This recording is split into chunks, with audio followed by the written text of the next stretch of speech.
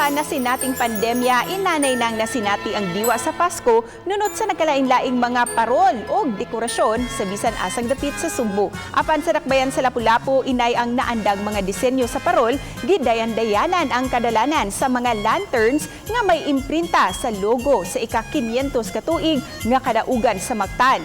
Nga gibitay karon sa mga streetlights sa national highways, sama sa ML Quezon Highway ug M. Patalinghog Street.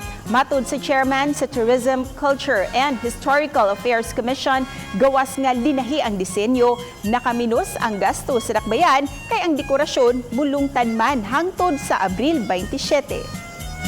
It's really economical on our part na tulo na ka major events usara ka decoration.